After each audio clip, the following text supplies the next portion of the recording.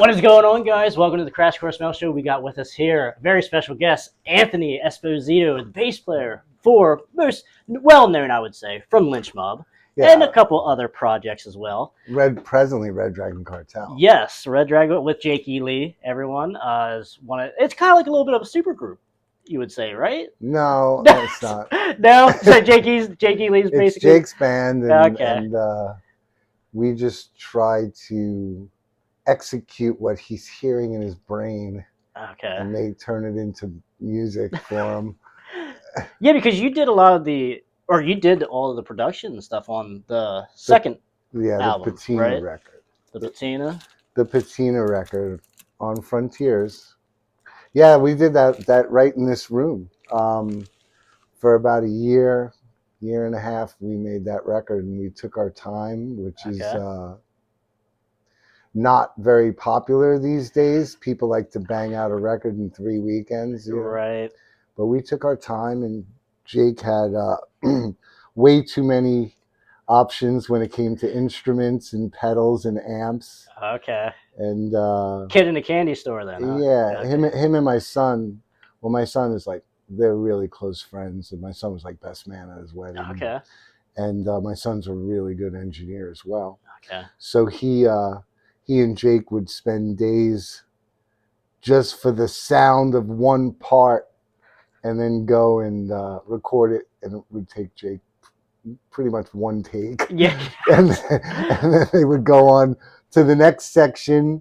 The next part would go through all the guitars again, all the amps, all the pedals, the different order of the pedals, and find out which one worked the best for that part. And he's got a book.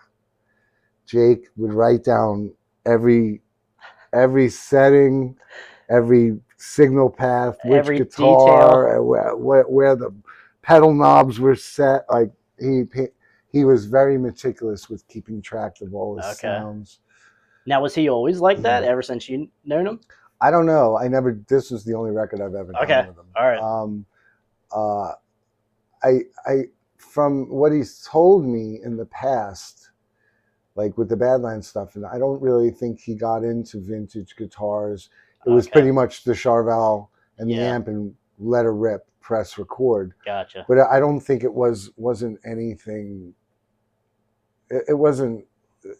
It was just there in that way. That was the way they did it. But he. I mean, we had a close friend who had a great guitar collection and great pedals, and like these famous Benson tape echoes that David Gilmour uses. Then that's that Pink Floyd delay. And, right. And like our friend had 3 of them.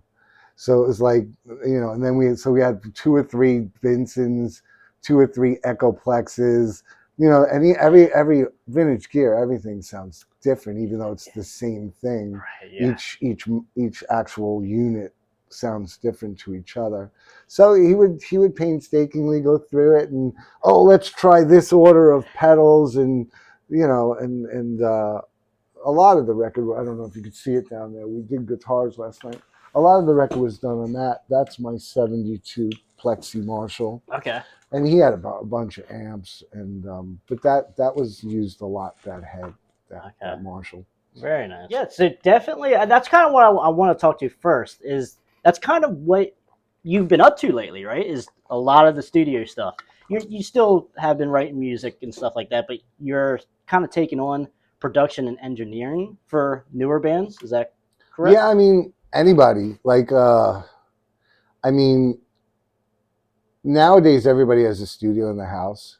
So for an artist to travel to Dillsburg and stay at my ranch and record, a lot of, like I said, a lot of people will, we're going to record the guitars in Vegas and then do the vocals in LA and the drums in New York, whatever. Right. And then they'll just mail them in and Dropbox them and fly them in. But like with the Patina record, we wrote it old school in a room, and we played the music before we recorded it and wrote it all in the same room. And when we were tracking the drums, everybody was playing live. So it came across like that old Yes. 70s rock feel rather than the new kind of antiseptic, stuck together and glued kind of thing. Right. But like to get bands out here, most older, bigger bands with names, they like they're in LA or whatever, and everybody has studios. So unless they want to work with me, they're not going to come out to Dillsburg and hang out for like, you know, a month or two and do a record. Right. So it's been a lot of local bands, great local bands. Band I'm working on now is 81 South, which is that country band that I played for you before, and the War Brothers, but they're from Connecticut. Yeah, and they came down and we did a batch of like 3 or 4 songs and got to know each other, and then they just kept coming back and we did more and more, and then they talked me into managing them. Okay. And then they talked me into starting a label and releasing them. Very nice. So now I have Commonwealth Records. Okay. Yeah, I wasn't aware of that. Which is my record label, which they're going to be the first release probably in a month or two, waiting for the distributor to tell me a good release date for his scheduling. And then there's Obscenic Arts Management. So Commonwealth Records, Obscenic Arts Management, Obscenic Arts Recording Studio, and and that's with the War Brothers. I don't sign every band I work with, like I wouldn't do that. Right. But there's a lot of good bands. I'm going to do Spellbook this month, and it's been a lot of local stuff. There's so many bands in this area, in the South Central PA area, Maryland, and driving distance, that there are a lot. There is. I'm just hoping that the cover bands start writing songs, because it's like all these ridiculous, great musicians are just wasting their time playing like covers. Like it just, I don't understand it. But I don't either. So. Like that's the thing. Like every time you go out to try to see a live show, it's always cover or even tribute bands. You know, it's hardly you ever see original bands anymore. And when I do see original bands, like, oh, thank God. But like, there's only a handful of people there though too. Like everyone wants to hear the same 5 songs on the radio, and that drives me crazy. But it's like I wouldn't mind if it was a band that had, you know, like, all right, let's say a 60-40 split on their set list, where 40% of it's originals and 60% is covers, but they're doing the covers their way. Right. Like it's like there's a jukebox in the corner that's going to play it for me exactly like the original. So why do I need to look at a band to show that they could do like Van Halen licks? Or like I don't understand it. I never did it, you know. I agree with you 100%. That's why kind of like it's like a lot of places are starting to clear, like Tourist Inn recently. Like I don't know if they're going to do live music anymore with the new ownership and stuff. So like we're having less places to go to, but also at the same time, all they want, the places they want to bring in is the cover bands and stuff. So yeah, it's certainly tough, but there's, like you said, a lot of great new bands. Like I love talking about these, well, forgotten bands, but also like the unknown new bands that a lot of older people like don't want to give a chance to the young bands, the modern bands that sound like Lynch Mob, that sound like, you know, Enough's Enough or whoever from when they grew up. And there's a lot of older people that seem like they're stuck in their ways, and they're like, I'm just gonna listen to the radio. And is it half the reason there too is radio doesn't want to. Well, there is no radio, and even Sirius radio and stuff like that. Like they won't play a new Tesla song. Yeah, they'll play Love Song again, or Modern Day Cowboy, and they're making great records. Like they're still doing it. So like why not mix it up? Like play a new one and then play the old one, or play Love Song and then play a new song after it by them, and go, hey, this is what they're doing now. Or I mean, but the avenue, I think, for unsigned younger bands that are in that genre, the good spot is to open up for a national, where the national's got the room filled, and maybe the crowd gets there a little bit early and gets to be turned on to a really good. I don't understand cover bands opening up for nationals. I know, which they do a lot out here. I've seen that. But I don't understand it. But I mean, I remember I was the opposite when I was like in the 6th grade. My band, The Act, we were really young. We were too young to be in bars, but we would sneak in and we'd play anyway. Yeah, right. And 6th, 7th grade, 8th grade.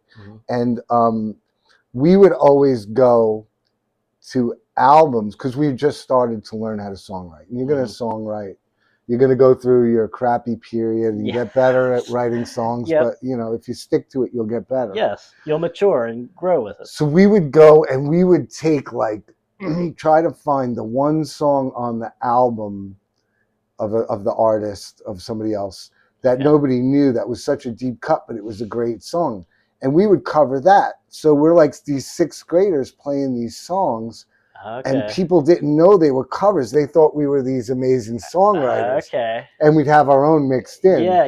And then as we got to be better writers, we knocked those off and put one more of ours in. And, that's pretty good. That's it was like deep cuts. You know, like, that's cool. You know. That's a really good idea, actually. But we were young, like, you know. We were kinda, but I mean, you got to start somewhere. We were writing crappy songs. But yeah. But okay, so and that's, I guess, since we're kind of on this topic, is there any advice that you would give to a young band today as, like, what would be the first or second step for them to, like, how could they go through something like that? Is it worth doing it even? You know, because, like, obviously you got the Spotifys and no radio promotion. Musicians are born. It's not a choice. Right. It's like, is it worth it? I don't know if I could not do it. Right. Like I don't, it's not a matter of worth. Are you going to have a day job? Yes. Yeah. You know, you're going to have a way to eat. And unless you're one of the less than 1% of people that pick up an instrument that get that notoriety and that famous, that they never have to work, and they're lucky enough to do that. But that's like, I tell everybody I work with, it's like dominoes. You stack your dominoes, and if one domino is stacked wrong, like the PR girl doesn't get you enough interviews, then that single's not going to work. And or the label's not buying ads, or there's so many things that could go wrong to have a hit song. And it's not about this song, and it's not about, there's like 3,000 amazing bass players playing in America every Friday night. You know what I mean? Like, I got lucky to walk into a band that had 5 platinum albums, or whatever Dokken had, that I got plugged in at a young age and got to reap the benefits of their groundwork. Right, yeah. You didn't really have to start from scratch as a band. No, Lynch Mob never was scratch. Lynch Mob was like starting, I mean, half of a band that was on with Van Halen and Metallica and Scorpions. And they just got off the biggest Monsters of Rock stadium tour. And you had obviously Mick Brown and Mick and George. George. And so, definitely you had half a Dokken. And George, I mean, come on. He's one of the defining 5 guitar players of that era. He's on every list for guitar players that era. He certainly is. He has that tone. Like, if you hear just 10 seconds of his guitar playing, you know it's George. Anthony, you mind if we go back in time here, jump in a time machine and talk a little bit how you got into Lynch Mob? Just wanted to jump in here, guys. If you guys enjoy this content that we're doing here, please like the video, please share it, and then please subscribe. That helps the channel out so much, just helps everything that we're doing here. And also leave me a comment as well. Always interested to see what you guys had to say. Now let's jump right back into this video. Well, you kind of mentioned a little bit, you just got kind of plugged in there, but did you know George before Lynch Mob, or how did you just get into the band? I wasn't even, like, I grew up on jazz and punk. And then I grew up in New York. And then I started playing in these rock bands. And one of these rock bands was managed by Tony Bon Jovi, who owned Power Station Recording Studios. And the whole band used to work at the studio and do all that kind of stuff. And Osmond Aralp, who was Ahmet Ertegun's nephew. Ahmet Ertegun was the president of Atlantic Records, the guy, amazing A&R guy, then went up the chain to president, very influential in the music business, one of the hitmen. Okay. So Osmond was like, hey, you know, I'm signing this band to Atlantic. Would you be interested in playing bass? Like auditioning. So I was like, okay. And it was a band. They were managed by Q Prime, which is one of the biggest managers. They have Metallica, Def Leppard, Dokken, tons of bands. Okay. So I was like, yeah, sure, you know. So I auditioned and I didn't get it. Okay. Phil Sasan got it. Okay. It was like 50 bass players auditioned and Phil Sasan beat me out for the gig. And I was like 19. Yeah, okay. So, but I made contacts with friends and people that worked at Atlantic. We'd always go hang out, you know. They asked me, they're like, Phil's go back to LA. He's got to pack up and move to New York. So would you mind helping audition drummers? Okay. So being that I finished second. Yeah, so okay. I was like, yeah, no problem. So I played with these drummers while they were auditioning drummers. And I got to know people at Atlantic. So there was this PR girl there named Tanya McMasters. Yeah. So the band that was managed by Tony Bon Jovi, we had a gig. I invited Tanya to the gig. She saw the gig. She said, look, you could go places. I don't really know about the band, but you can let me help you. And she got me all these auditions, and it was Dio and Lynch Mob and all that. Nice, okay. And I flew, stopped in Arizona, auditioned for Lynch Mob. Then I went to LA, did a few auditions. Then my flight came routed back and stopped in Arizona, and they grabbed me on my connecting thing and brought me to this hotel. And they were like, well, we have good news and bad news. What do you want? You know, and like it was at this 5-star hotel, and Mick and George and Oni are sitting long table at one end, and I'm at one end, and like they're like, well, we have good news and bad news, and you know, which do you want to hear first? So I was like, oh, give me the good news first. Like the good news is we called everybody you auditioned for in LA and you got every gig. Okay. I was like, cool. Okay, that's great. I won't have to bust tables anymore. You know? And then I was like, okay, well, what's the bad news? Then they're like, the bad news is that you have to play with us. And we'll make you an equal member, equal split, equal publishing, equal merch, equal everything. We're a band, everything's split equally. And I was like, cool. Let me go to New York and pack, and I'll be back out here. I'll drive my car back, so I have a car, and let's go. And then we did that, and when I drove back, that's when we started writing Wicked. Okay, nice. So yes, Wicked sensation here. So the debut album here in 1990. Now, I do have a lot of questions about this album. Firstly, it is, in my opinion, I'm not bullshitting you, this is a top 20 hair metal album of the genre. I don't know how you feel between the two, but we can get to that though soon. But tell me a little bit like how this album kind of came about. Did you help write some of it? Was a lot of it Oni? Was a lot of it George? Or... Well, that changes with who you ask. Yeah, okay, that's what it seems like. So I want to hear what your side of Well, when I auditioned, okay, so I never heard of Dokken or anything like that. So I wasn't a big Dokken fan or anything. So I remember I found out about heavy metal by remember the cassettes used to come in these carry cases, and there was a 2-sided one. Yes, I have one of those. It was like 50 on one side, 50 on the other. And I guess this junkie in the East Village in New York must have broken into a car and taken this thing. And he came up to me and he's like, you want to buy this off me? And I think I bought it for like $10, $15. And I didn't even look at it. I was like, if I get one good cassette out of it, it's worth the $10. Yeah. So I bought it off there, and he had in there, it's like all Dokken and Metallica and Scorpions, stuff, and it was all heavy. So that was my entrance, like really where I got to learn about it. But when I auditioned for them, they say you can get anything in New York.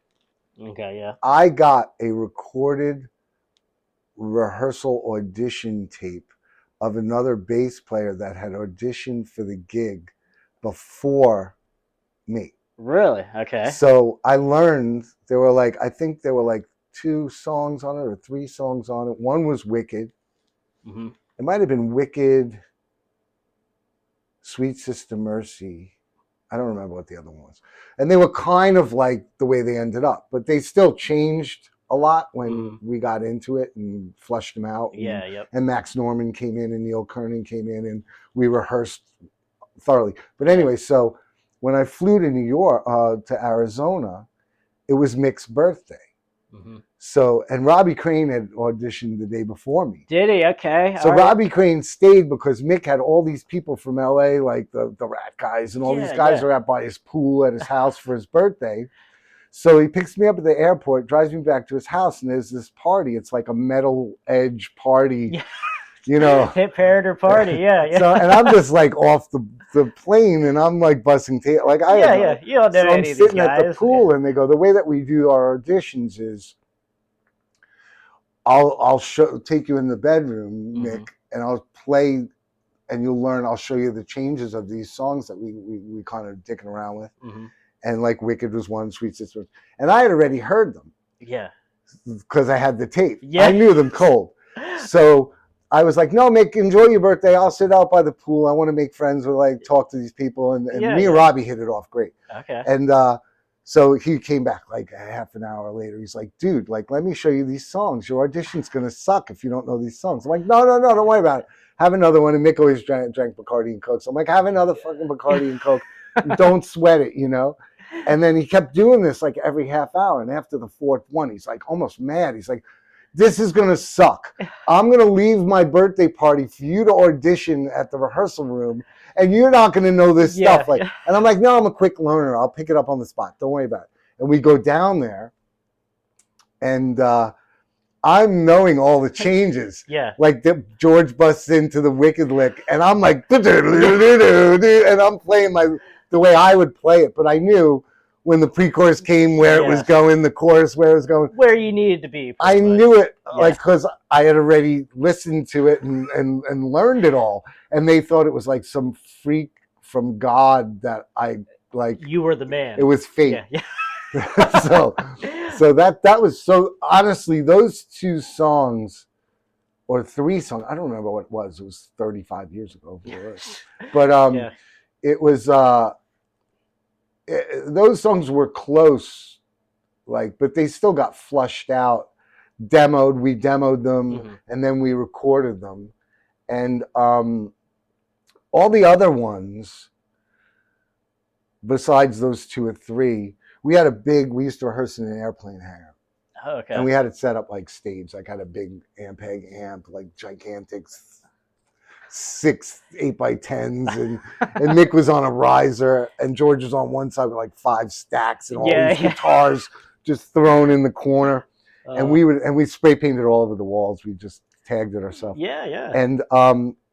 And George, we would just jam, and Oni would hear, Oni would be sitting in the corner, and when George would do something that was magical, George would be Oni would jump up and that little thing you just did, oh my God, that's incredible.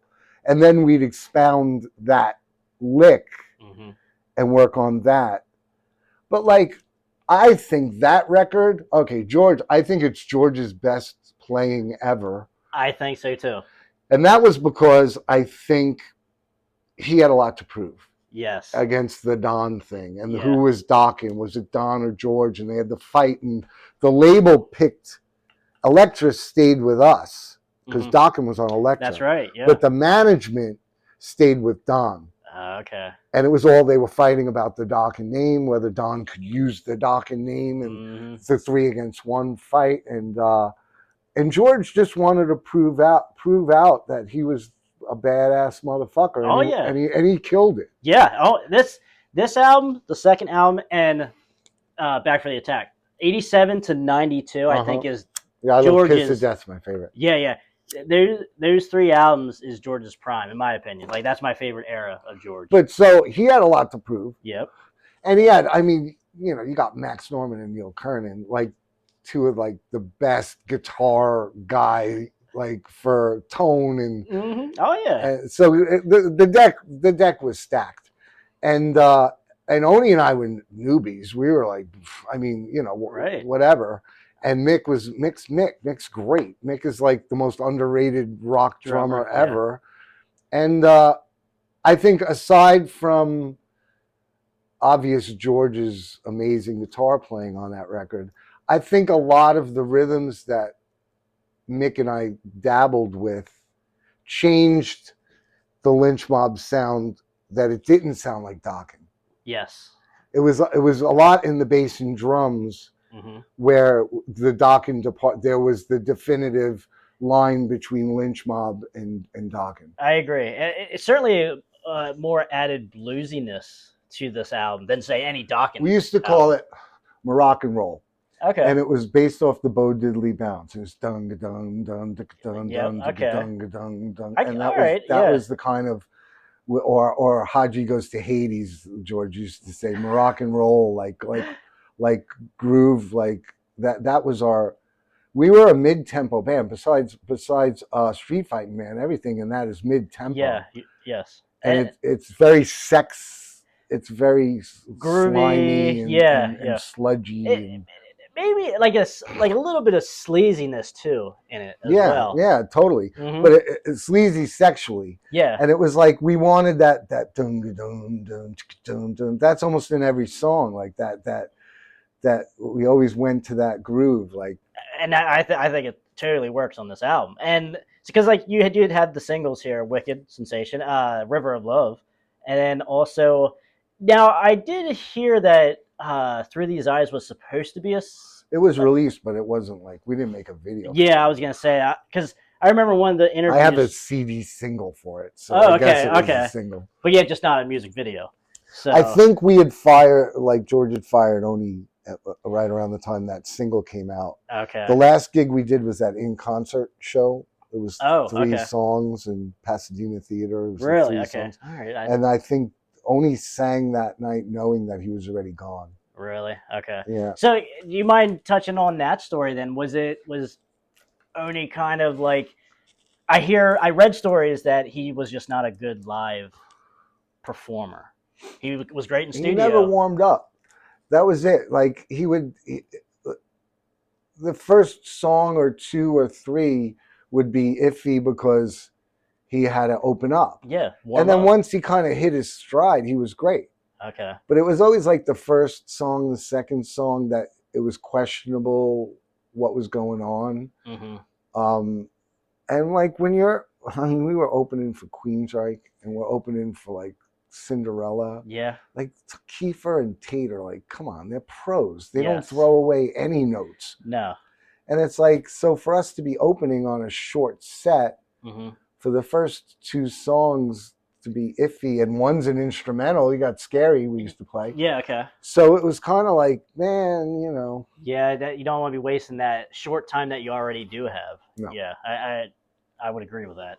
So, like for the song "Hellchild," do you remember anything as far as like the songwriting behind that? Like how? Well, it's When Heaven Comes Down.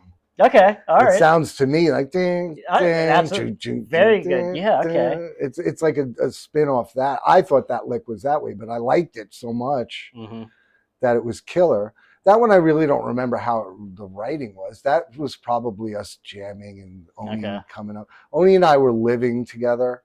Gotcha. Like not living together, but like we had a suite in a hotel, and he had his bedroom. Roommates, I had my bedroom. We were roommates. And I mean, I remember like that's a lot of the lyrics were written in that apartment. Okay. But I mean, Oni's Oni. He's great.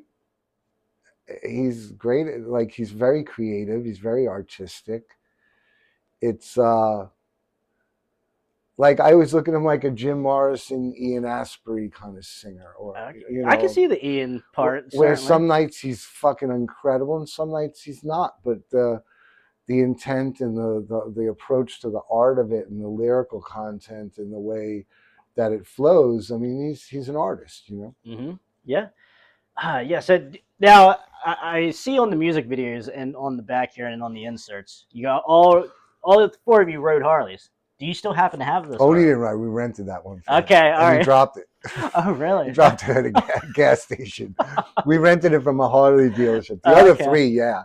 I sold mine like 2 or 3 years ago. Oh, okay. I would love to get another one. The Harley plant's right here. It's I was gonna say, yeah, certainly there's no shortage of Harleys around here. But no, we were shooting the River of Love video, and we rented one for him. And Ross Pelton was shooting the stills, and that's where those are from. Okay. And he dropped his. He was learning to ride on the spot. But Mick and I used to ride every night to practice. I lived on the same block. My house was on the same block as Mick. Okay. We used to drive through the desert to the airplane hangar in Scottsdale every night. And Mick and I rode a lot together. George not so much because he was on the other side of town.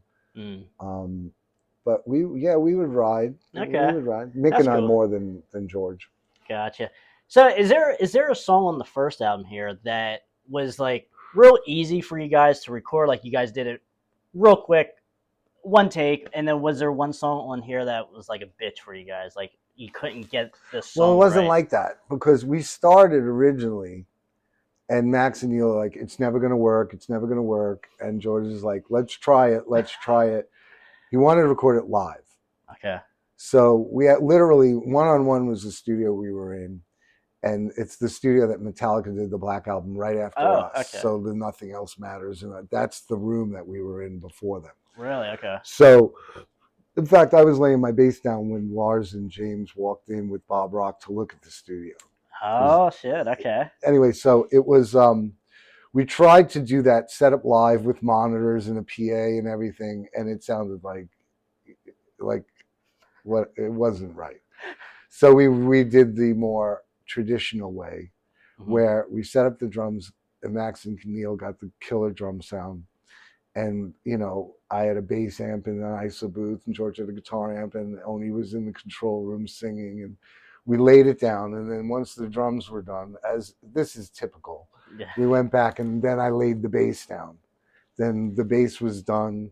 Then George started guitars, and George would do like guitars during the day, Oni would sing at night and all that, and that's how it went. Okay. So it was never like what song took longer or shorter, or it all had the same process. Okay.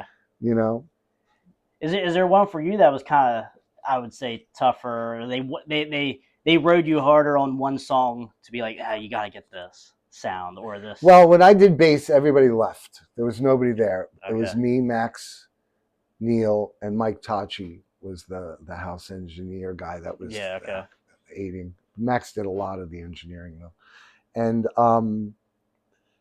it was my first barbecue, as Ralph our sound man called it. He's like, you're on your first barbecue. So I didn't as you do things, and the more you record, the more your hearing develops microscopically to hear different things when they're off or when they're on. And my ear wasn't developed at that point yet. I was only 22 years old. Right. It's my first time in the studio. And so I played and I thought I was playing correctly. And Max and Neil would go, nope, get it again. Unlucky. So I would have to play the part again until I nailed it. And I mean, I loved the two of them because we were in LA. They could have called 8 million bass players to go in and play it. Right. But they literally sat there and took their time with me and invested their time with me and got me to hear better.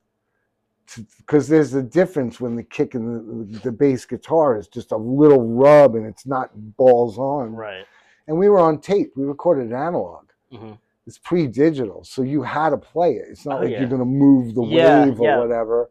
It's like, so bass took a little bit longer than it did on the second album, but we'll get to that. Okay. And then,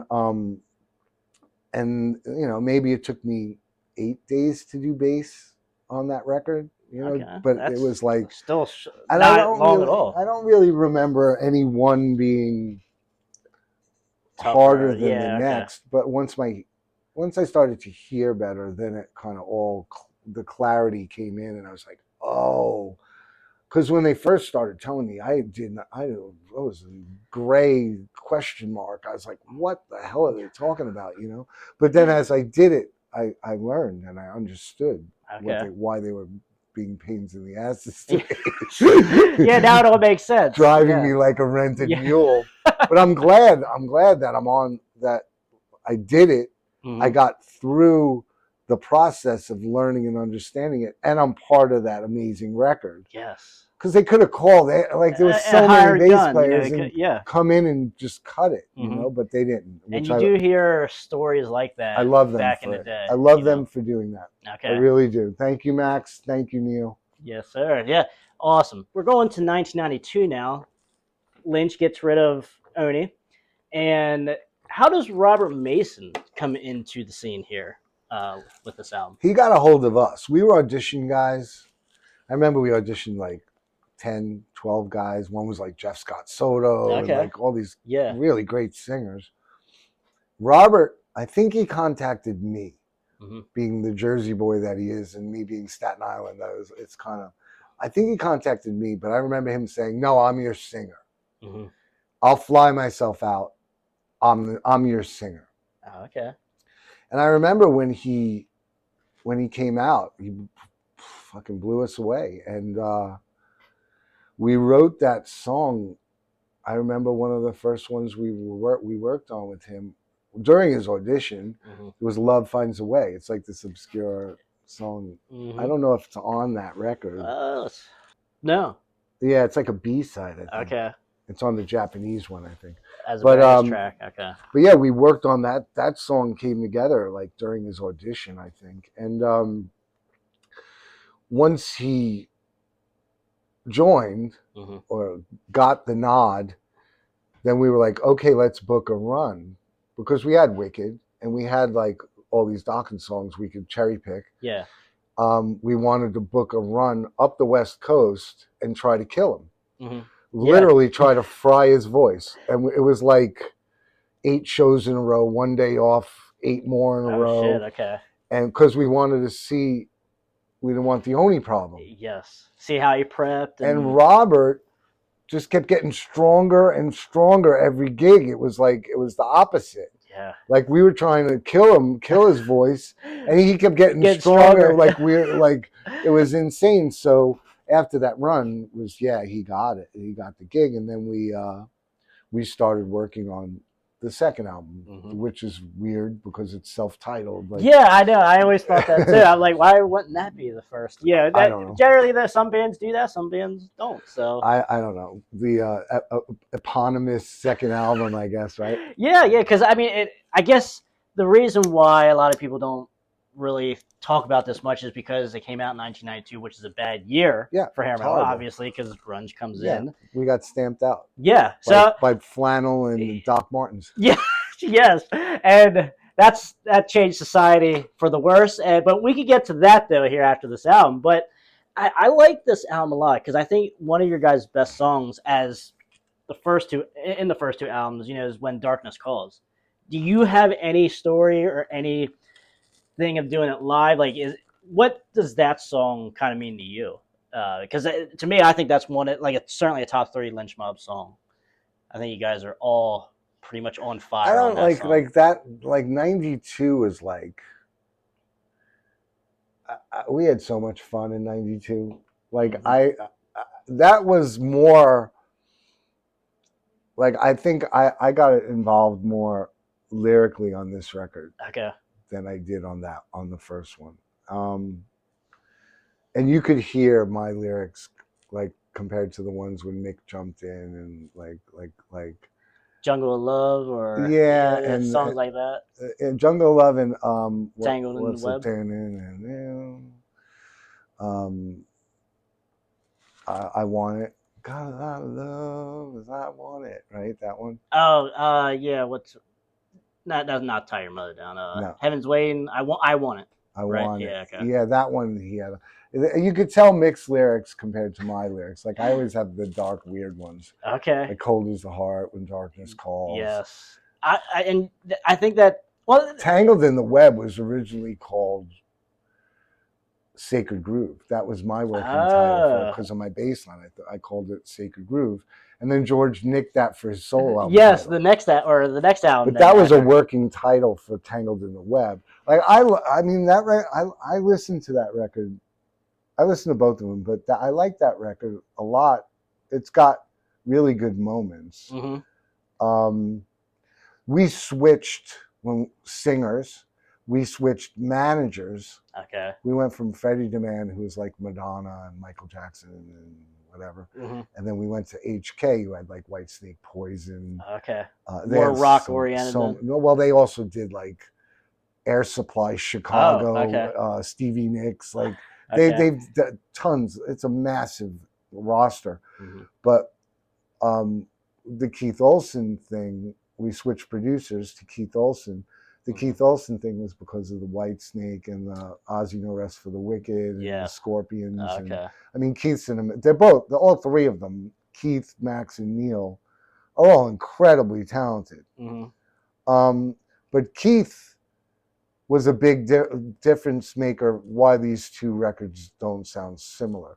Like it was Keith's idea for the horns on Tangled in the Web. I like that, yeah. And what's the ballad? The ballad, he does the whole string section at the end and Dream Until Tomorrow. Yes. Yeah. That the end of that is incredible. It is, yeah. And the solo is incredible that George lays down. But all the orchestration was Keith. Okay. And like just Keith was an incredible producer, and I learned a lot from him too as well, you know, like. But this record there was a lot of changes from the first album to the second album, and you know, I could certainly and that's with a lot of bands as well. From a lot of bands that came out in 1990 to 1992 to their second album, you felt that change of a more mature seriousness, darkness to their albums. What kind of happened though after 1990? Was George just kind of like, all right, I'm just doing kind of my solo thing now, or? Well, okay, so records done, records mixed, records mastered. We shoot the video. It comes out, Tangled in the Web. It's number I think it debuted at 15 on the charts and then went up a little bit after that. And so we got that, and we can't tour because he's in the fucking studio doing his solo album. Oh, like he's wasting our. That's the best time to tour is when you have a single on the charts, a video getting played on MTV, and he's doing a solo album that's like has nothing to do with the band. Right. Yeah. It was like the beginning of the cash grab, the George Lynch cash grab. Like it was written in the deal with Elektra that he got to do his own solo album. And so all the money was his on that. It had nothing to do with Lynch Mob. So he was really focused on that, and we couldn't tour. And it was like, of course the record's not going to sell if you have this single out and you're not working it. Like, yes, I agree. We could have went out and like opened for Dio or opened for Iron Maiden or opened for anybody. And, you know, it was like we were a good opening commodity at the time. You know? Yeah. I mean, George Lynch, or like Lynch's band as an opening band, like that's kind of like looking back. So that shot us in the foot. Yes. No, we waited. He was done with his solo album, and then we went out with Warrant. Oh, okay. We toured on that record. It was just later. It was like when the second single came out, we finally got out, and we toured. And at the end of the tour, like I think it was like the end of '93 or what, I quit. Yeah. Okay. I quit. I walked. I was like, okay. And the reason being why I quit was George wanted to use another singer on the third album. Okay. He loved Ray Gillen because he sang on Sacred Groove. Yeah. And or he was talking about maybe Glenn Hughes or somebody. Mandy Lion, maybe. No, not Mandy. Mandy wasn't it. But I was like, look, every time we do an interview, the first question out of the interviewer's mouth is, when are you going back to Dokken? Yeah. I go, if we do 3 albums with 3 different singers, it's going to look like it's your solo side project until you go back to Dokken. Right. I said, you have an option. Stay with Robert, address what you want to address that bothers you with him, or get Oni back and address what the problems that you have with him, or I'm done. Yeah. Those are your two options. Either go back to Oni or stay with Robert. Either way, fix the problems that bother you, because it didn't bother me and it didn't bother Mick. Right, yeah. So fix your problems and then move on. I joined because this was a band. Yes. I don't want to be in a thing that looks like I'm a sideman bass player. It was a band when it started out. Pick your poison. And he wasn't interested in it. So I quit. That makes sense. Okay, yeah. And that's the thing, like, and it's hard to catch lightning 3 times in a row. Well, Ray was never going to leave Badlands. Well, that too, you know. I mean, and also, like, because I know on Sacred Groove, he has Mandy on a couple songs, and I always thought that was kind of strange, because that's a great, World War III is a great album. Yeah. But, like, was there any talks of Mandy joining Lynch Mob at all? No, I don't think that came up. Okay. I remembered Ray. Ray was like the one. The main one, okay. And then the other one that got thrown around was Glenn. Yeah. But when I quit, why didn't he grab Glenn to sing and play bass? Yeah, yeah. Like I don't know what. Then it was like, then we kind of got together again. I quit. Elektra dropped us. Okay. And I was like, Elektra didn't drop us because the bass player quit. My name ain't Lynch, and I never played in Dokken. Right. Which are the reasons why we got signed in the first place. Yes. I'm like, they dropped you because Seattle. 100%. So then a couple of years went by, and we got back together with Oni. And we did this 3-song EP called Syzygy. Okay. And I produced it. And we recorded it in a studio in Arizona. And basically it was just to get it out there to see if we can get another label deal. Okay. We did the 3 songs, and then we were going to tour on it. And Mick went back to Dokken. Right. And Oni's like, I don't want to sing on the tour, because I think part of it was because he was afraid the last time he went on tour. And so here we are. It's me and George. And no drummer and no singer, and we got dates booked. Yeah. And we found this guy, plugged him in like literally like 2 nights before the first show. And then I grabbed my drummer, Bobby, who played in a band called Pure 13 with me. Yeah, okay. He played drums for that run. Okay. So we got through that run. After that run, I contacted George. I went home and chilled out for like a couple weeks, and I called George, and I was like, hey, I got some names for some singer ideas or whatever you want to do. Right. Well, how are we going forward? You know, is Mick coming back? Are we going to use Oni? Are we going to? No, you know what? I got like all these guys sleeping at my house. They all play, and I'm doing a new Lynch Mob record. And I was like, you're doing a new Lynch Mob record without me? Like, yeah. I came, like, what the hell? And he's like, yeah, they're really cheap. They're sitting on my couch, and we already started to record a new record, and that was Smoke This. So I'm so glad I wasn't on that record. Yeah, yeah. If I was on that record, it would not have sounded like that record. Right, yeah. But the Lynch Biscuit record. Yes, yeah, very strange. That was that, and that was like, until the other story I told you about the Re-Evolution record, I didn't play with him for another 5 years, 6 years. Right, yeah. Until like 01, 02, you know? Okay, all right. So that takes us to what I was going to ask you. So when you did leave Lynch Mob, what were some of the bands that you, or what did you do basically during the rest of the 90s? I went back to New York. I got my buddy Michael, who was like, we were in bands through grammar school and high school together. And I had my Harleys, I had 2 Harleys, my backline gear and all that. So I had to get a rental space. I rented this commercial space on 27th Street in New York. And we set up in the corner where Michael and I and whatever drummer or whatever, we would play and rehearse. And then friends would come in and hang out and watch us play and blah, blah, blah, and chill out. And they'd be like, hey, you know, like, we got a band. Can we rehearse like Tuesday and Thursday nights, and we'll help you with the rent on the space and all that? like, yeah. So before you know it, I had like 15 bands from the East Village rehearsing in this space. And then it grew. Then my friend, who was in the band that I auditioned for years ago on Atlantic, he was doing jingle work and stuff. And he had like ADAT recorders and stuff like that. So he's like, you're not doing it. You're only doing rehearsals at night.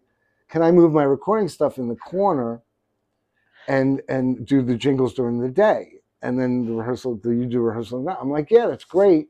And then the bands would come in and see the recording stuff, and they would go, oh my God, we need a demo, like to get gigs. Okay. So all of a sudden the recording started taking off, and I bought gear, and all my money started. It grew into all this shit. Okay. But like, it would grow, it grew. Then the guy who moved the recording stuff in, he got another space and moved out. And it was all my recording stuff, and that became Schoolhouse Studios. Right. And, you know, where we did Ace's record, we did the Dolls, we did the Misfits, we did the Ramones, we did... Green Day? Or... Green Day did... They wrote Nimrod. They didn't record there. Okay. They rented out this space for, like, they were doing New Year's Rockin' Eve, and they wanted to stay in New York to write. And they ended up staying, like, 6 months in my studio. I was on a pager at the time. They're like, we want to rehearse. And I'd get the back call, and I'd go to the room and open it up for them. Yeah, all right. Now, do you ever see any of that, like kind of going back to the after 1992, you know, like you said, the grunge coming in, then the hair metal's not cool. Like, it did happen, like, overnight. Can you kind of, like, just give us, like, your take? Like, was it literally, like, overnight, like, your guys' music wasn't cool no more? Well, I remember I saw Nevermind before I saw Nirvana before they came out, before the record came out at a bar in Arizona. We were living in Arizona. Yeah. I saw Pearl Jam at this little dive bar, the Mason Jar in Arizona, before they were big. And like, I kind of saw where it was going, but it was like, we do what we do. We're not going to change to chase a fad or a new genre. Yeah. It's like, you are what you are, you know, like, I don't know, but we didn't, it happened really fast. Smells Like Teen Spirit came out, and it was like, to me, it's reminiscent. Nevermind was like Nevermind the Bollocks for the Sex Pistols. And you had all these Yes records and Emerson, Lake and Palmer with like little birds tweeting and raindrops. Yeah, yep. And then punk came out in 77, and it just stamped on it. Seattle kind of did the same thing to metal. I mean, metal was getting watered down and generic, and it needed something to come and slap it. Right, yeah. And it did. Oh, it certainly did, yeah. And that provided that for the 3 or 4 years. And then metal went underground like it always does. It didn't disappear. Yeah. It's just the venues got smaller, and the airtime on MTV and the radios got less. Just no mainstream. But and then, you know, it weeds out, you know, then your hardcore fans are always there, and they'll stick thick and thin and buy the shirt and support you, and 100%. But it went underground, and then it kind of, you know, never really came back the way it was. Rap kind of took over after Seattle, and then you had nu metal. Yeah, and then you had like the second wave of grunge or alternative, you know, like with the Nickelback, the emo shit too. Well, that was the early 2000s. Yeah, the Good Charlottes and the Sum 41s, My Chemical Romances, and Blink 182. Yeah, I mean, it was like, you know, it's like whatever. Bringing up Alice in Chains, do you remember seeing Alice in Chains before they got the record deal and when they were like a glam or like hair metal style band? We were on this bill, like one of my first arena shows I ever did with Lynch Mob. It was KNAC was the biggest rock station in the country. It was in LA. And they had an anniversary party at Long Beach Arena. Okay. And the bill was like, Alice in Chains was on first, and it was like Facelift had just come out. Man in the Box wasn't even getting airplay yet. And then it was LA Guns, Us, and Ozzy. Ooh, okay. And then the jam after Ozzy was like the guys from Metallica, the guys from Guns, the guy, everybody was there because it was the biggest radio station. Everybody wanted to kiss butt, you know? And that was a rude awakening for me to, like, you know, look down the hallway of the dressing rooms, and there's Ozzy standing there, and there's like, it was like rock and roll royalty kind of. It was Zakk like Wylde, I guess. It was cool, and but Alice in Chains was on. That was like their first, I guess, big show as well as ours. Okay. All right. So definitely. And nobody knew what we sounded like either. Yeah. We came out, and I remember Tracy Guns came in, and he was talking to George and I in our dressing room that night after we played, and he's like, "Holy shit, I didn't know you guys were this dark." Mm-hmm. Like we open up with like "She's Evil, but She's Mine," and we're doing like 4 million years. Yeah. At that time, that was pretty. It wasn't. Yeah. Oh yeah, that was the sleazier side of hair metal. Yeah, it wasn't happy-go-lucky. No. Pop metal. No. Yeah, it certainly had an edge to it. Yeah. And that's why I think with all the skulls, we used to have these like on top of the back lines. We have these piles of skulls with candelabras, and we'd start with like the walk-on tape was this thing I found. It was Bulgarian monk chanting. Oh, okay. And that was the walk-on music for the Wicked tour. Nice. And it would be all this like weird chanting, and then Mick would start the drums to "She's Evil." Yeah, okay. With the backlights, and it was great, Nice. Yeah. Okay, that'd be badass to see that. I'll have to look that up on YouTube. Like a 1990 or 91 show from Lynch Mob. That was a great tour. Okay. All right. So definitely good things to say about that tour. More, I mean, do you have? I know it's like picking like a child, but do you have a preference between the two that you were on, or of these first two? I don't really musically have a preference. The records, to me, being one of the people that was involved in it, it's the memories associated with the record that I go back to. Right. It's like, where was I living? Like this, Wicked, my son was born during that. Oh, okay. Like my son was born, here's a funny story. We booked 4 gigs at that same place where I told you we saw Pearl Jam, the Mason Jar in Arizona. Okay. It's a little dive bar. It was a little, but it was great. It was our dive bar. Yes, yeah. And we booked 4 nights, and we didn't want anybody to show up. Tyler was born, I think, the second night. Okay. I literally went, or the first night. I went to sound check, went to the hospital.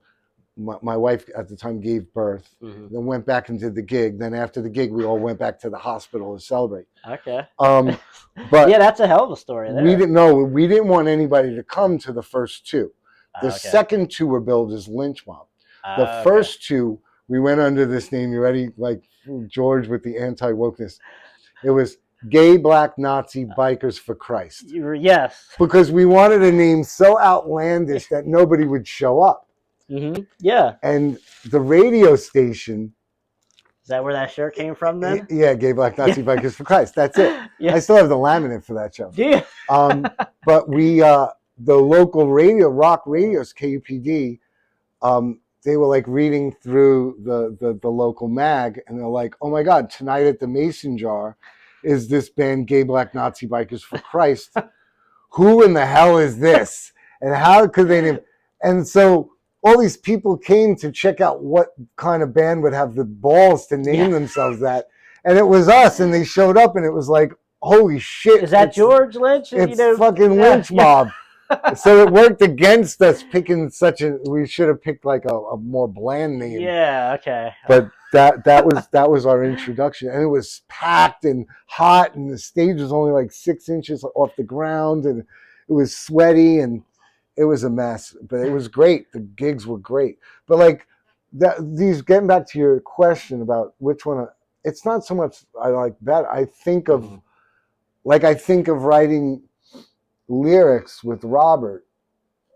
Like we used to go and sit out by the pool and have like raspberry sorbet with Grand Marnier, and we'd sit out the Scottsdale Princess pool and just get tanked and write lyrics just the whole thing was like, it's just moments in time. It's almost like a photograph, right? These records captured what was going on in my life and our lives at those moments, and that's more of than, oh yeah, well, Tangle's a great single, but so's Wicked, but Yeah. It's Or not, this one sold more. Or Robert versus Oni. It's like, I don't think we could have made the second record with Oni. I would probably agree with that. Yeah. The second record came out the way it did because of Robert. Because of his voice, it probably leaned us towards a different approach musically. Yes, and it gave it more atmosphere to some of the songs. I certainly think Robert did that well, as well. So yeah, okay. That I mean, I don't know what I would really choose either between the two. Just as a listener, like I said, the debut probably would get it just because I think it's like this the whole way. Like it's like great the whole way through. Now the second one, there are a little bit more like of a valley, the ones I don't like, high ones. But it's really weird because like online, some guys will be adamant about the second record's so much better than the first. Yes, and like everybody's got their favorite, and like the other one's like no way, Wicked's like top 5 record. Heavy metal record, like it's one of my desert island discs, and like I think it's great that we made both of them, and I think it's a shame. Like for the 25th anniversary of Wicked, yes, I had an idea, and I called George, and I was like, George, let's go back. Let's get the original band. Let's get the original even road crew. Let's get Max. Okay. Let's go in the studio and let's make the follow-up to Wicked 25 years later, and then go out and only play Wicked album and the new album, tour the world once, and bury Lynch Mob, and that's it. It's done. Okay. You started the sentence, you ended the sentence, and everybody was on board. Max wanted to do it. Oni wanted to do it. Nick was on board. Everybody was on board. The road crew guys, I was like, they're all like, yes, let's do it, blah, blah, blah. And George was the only one who said no. Really? Yeah. And that's why it didn't happen. Well, and what did happen was something weird. Like, because I listened to that a couple years ago, and I was like, what am I listening to? Like, with that, like, reimagined, I guess, what they called it. Like, I just it's up there with Smoke This. Yeah, those two records are probably records that shouldn't have been made. Yeah, I would agree with that. I just think that the world would have been a better place if those two albums didn't exist. I was very disappointed. I didn't buy it, thankfully, but like when I heard on YouTube, I was like, it just made this that much better. Though I learned about it. I was in Japan with Jake. Okay. And we were touring with Red Dragon, and the meet and greets came up. And there was a line to sign, and one of the Japanese fans gave me the reimagined, and I looked at it, and it's kind of like the same artwork, but the colors are weird. Yeah. And I said, oh, the colors are off. I was like, is this a bootleg? And it's like, no, not bootleg, reimagined. Yeah. Oh no, sorry, that wasn't it. It was the remastered version. Okay. They remastered Wicked, and the artwork was off. This wasn't that record. This was the remastered. Okay. And I was like, bootleg? And he's like, no bootleg, remaster. I was like, and then I opened up the booklet, and all the photos were of George and Oni. Like, they took Nick and my photos off everywhere. And I was pissed off. And I turned to Jake, and I'm like, would this piss you off? And he's like, yeah, this is fucked up. Yeah. So I called George in a moment of rage from Japan. Right. And he was on Eddie Trunk. And I said, dude, what the fuck? Like, and I said something I shouldn't have said. It was over the top violent.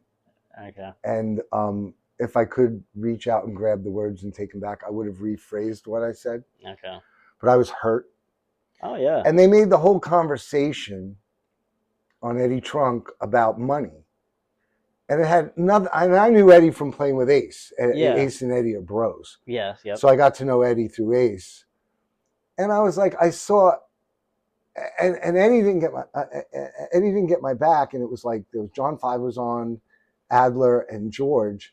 And they made it all about royalties and royalty rate. And it wasn't about that. It was about the photos. And I was like, when I saw Eddie face to face later on at like a festival, Rocklahoma or something, I was like, don't you think Ace would get pissed off if like Gene and Paul remastered Destroyer and took them off the cover? Right. Yeah. Like Ace would get pissed. Yeah, I mean, were you still mentioned, like as far as yeah. Well, okay, the writing and all that. Yeah. Okay, so take that away. I was gonna say, but that's just weird though. Like, why would you do that? What did that record, Wicked, is a band effort. Yes. And it was like they try to market it like it was George and Oni. Yeah. So, and then what did Mick have to say about that then? Mick lays low. Mick doesn't get really involved. Okay. Mick does his own thing. Mick's having fun, and yeah, he doesn't really want to get involved in drama or ruffling feathers or anything. Okay. But I'm not like that. Right. I'm from New York. Yeah. If something's not right, I stick to my guns. Yes. Okay. Rightfully so, because that is fucked up. So. And all of a sudden, like he's a loose cannon.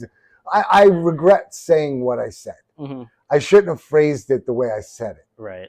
But the intent was definitely there, and it was a moment of it was road rage at the moment. Okay. It was a reactionary phone call that I probably should have counted to 10 and waited till the next day to make. But whatever. Yeah, but I mean that's still not right, because you are, like you said, this was a band. And effort. George and I were cool up to that. Like I remember he had called me like a month before and go, "You might recognize one of these licks that you wrote. It turned up on a KXM record." Okay. And I was like, "Oh, cool." We had this working title, it was Candy Coated Sin. And I was like, oh, cool. Okay. And then I kind of yelled at him one other time too, when Robbie Crane was in Lynch Mob. And he had said that Robbie was the original bass player in Lynch Mob. And I was like, no, he's not. Yeah. I'm like, he auditioned the day before me and he didn't get the gig. I got the gig. Yeah. So like, why is he the original? Because he auditioned for it? He was 24 hours before? 1 day before. I'm like, I got the gig. I'm on Wicked. It's not like, you know what I mean? You didn't make a record with him beforehand or even do shows or even do any demos or anything. No. And I was like, I'm proud of being the original bass player and being on the first two records. Don't take that away from me. Was it anything like? Are you guys still kind of on talking terms, like with everyone, or like George just played a year ago at the Tourist Inn, and that band from Connecticut, the War Brothers, that I'm working with, producing, managing, record label. I got them to open. I told the promoter, get this band to open for George. Blah blah blah blah. Okay. So I went to see them. Yep. And the Tourist Inn has a bar in the front. It's in a separate room from the band where the band plays. Correct. Yep. So I was sitting at the bar with friends and everybody, and they're all like, "You gonna go up and say hi?" And I mean, it wasn't like they contacted me. They didn't put me on the list. They didn't ask me to come up and do a song. Right. So it wasn't like I was this invited guest. Yeah. So I was like, no, I don't know. I wasn't going to plan on it. I was actually going to leave soon and go somewhere else. We were going to go to a casino. And so they're like, you got to go say hi. You haven't seen the guy in 24 years, 22 years. I was like, okay, I'll go. So I walked up the side of the stage. And I remember the security guard's like, you can't go in there. I'm like, they're playing 75% of the set list is songs that I wrote. Yeah. I was there then. Yeah, I remember when so you let did me that. go. And the stairs had steps going up to it on the side of the stage behind the PA. So I stood on the top and they were doing Mr. Scary. And I remember I was looking at Jimmy D because I had a minute that I was in the Bullet Boys with Jason Hook from Five Finger playing guitar. And I love Jimmy. So I was trying to get Jimmy's attention and make a weird face and try to get him to look at me. And George is playing, and he was on stage left like he always is, right by where I was, where the stairs beneath him on the stairs. And he kind of looked over his neck and saw me and completely train wrecked this song. There's a video of it up on YouTube. Yeah, yep. Completely train wrecked Mr. Scary and got mad at me for like, dude, you fucked up my show. Why'd you do that? Blah, blah, blah. And like, I hadn't seen the guy in 22 years. You'd think it would have been like, oh my God, you know, hey, man, how are you doing? Bring, you know, hug or whatever. Or, you know, bring him on stage and be like, this is original bass player. It was the weirdest thing. And he like got mad at me for making him train wreck that song and stop. Mm-hmm. And, you know, I think I shook his hand and then walked away and went back to the front room. And I was waiting because there wasn't too much of the set left. So I was like, okay, well, maybe I'll see him after the show. We'll have a beer or something and bury the hatchet and catch up or something. And they ended, and I'm texting him. I'm like, dude, I'm in the front bar. Come say hi, you know? Nothing. And then I text Jimmy. Jimmy's like, we're already back at the hotel. He went straight from the stage into the van and drove back to the hotel. So I contacted him. I'm like, what hotel are you at? We'll have a drink at the hotel bar if you don't want to get like people signing and all this stuff. Yeah. I get that, you know? Like, I'll go to the hotel and we'll have a beer. He never responded to me. So either he blocked my cell number or he was ghosting me. Yeah. So that was that. You know, I tried. Yeah. I tried to at least talk to him, and it wasn't meant to be. So that was that. And then they played on the final ride over here, but I didn't even go. Yeah, I didn't go to that one either. But that's where me and you met that night at Tourist Inn. Yeah, and that was awesome because like I wasn't necessarily expecting to see the original bass player as much as I love Jaron. Yeah. You know, like love Jaron, but like I wanted especially for the final ride.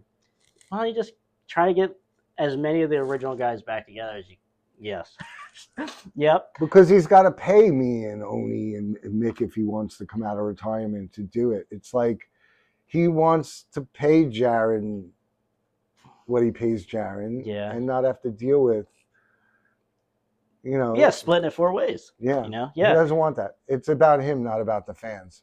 Right. And I mean, if you ask any fan, of course they're going to want the original band. Oh yeah, yeah, man. And that's the thing, because like it was. I mean, they still did a good show and everything, but like for the final ride, like you said, finish the sentence, end the sentence. Yeah, I mean, I just the Beating the Dead Horse finally ended with the band name.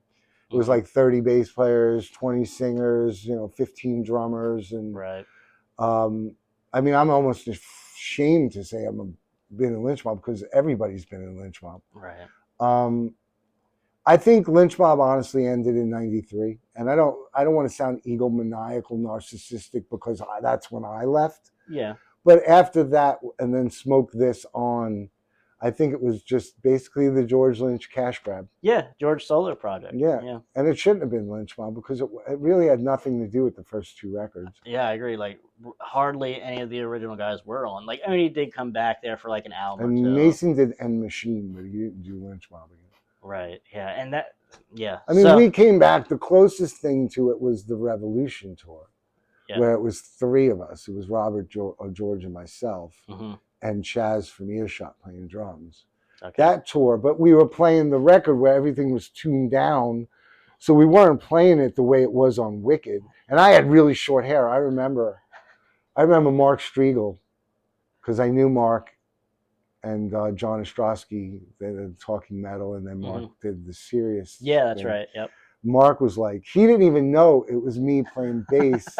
He's like, George has got this whole band of like people with short hair now, and I was like, that was me. Yeah. Like, I just spiked my hair out. It was like, look like a whole new person. Yeah, you know, my punk rock roots. I went Sid, you know. Yeah, okay. But it was just like he didn't even know it was me, and it was like we weren't playing the songs, the versions that the people wanted us to hear because he was pushing the 7-string. Yeah. So we drop C and he's playing a baritone, like very late. Strings are all loose sounded. and very weird. But Anthony, my man, this has been great. My pleasure. Appreciate it, brother. Thanks for taking us back into the time machine. Talk about Lynch Mob. Talk about you. You know, this is awesome.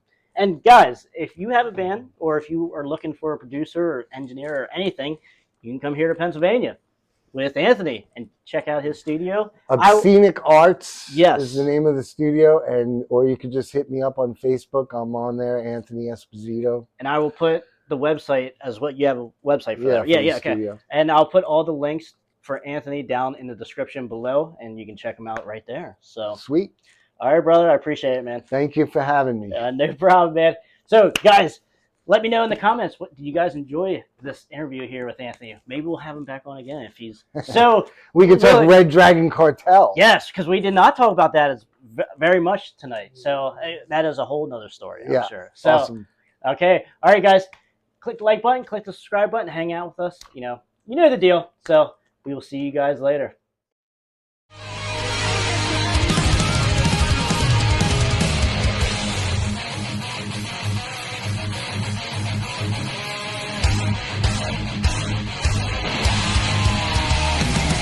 Yeah, I wrote that. It's called I Want to Rock Your Body. And then in parentheses it says to the break of dawn.